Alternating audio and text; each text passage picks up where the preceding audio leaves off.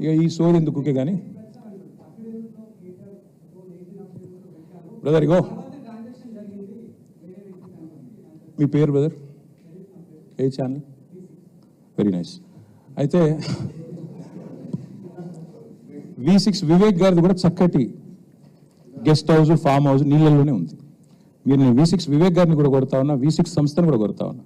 దయచేసి మీ V6 వాళ్ళు వెళ్ళి 2 కెమెరాలు చక్కగా పెట్టి V6 వివేక్ గారు ఎట్లా కట్టారో అందులో అది కూడా తీయండి. దయచేసి ఎందుకంటే కూలగొట్టేటట్టు మరి మీరు దగ్గరుండి పెద్ద మనిషి కదా, ఎమ్మెల్యే గారు కదా, తప్పకుండా చేయాలి.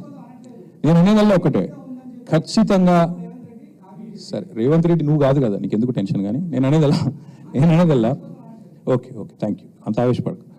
ఇంక కూలగొట్టట్లేదు, వివేక్ గది ఎట్లా కాపాడుకుంటాడు. కానీ నేను అనేదల్లా ఏంటంటే, నా అఫిడవిట్ ఏదైతే ఉందో ఇట్స్ పబ్లిక్ డాక్యుమెంట్. అఫిడవిట్లో ఏముందో ఆల్రెడీ పెట్టాను, నాకు దాచుకునేదేమీ లేదు.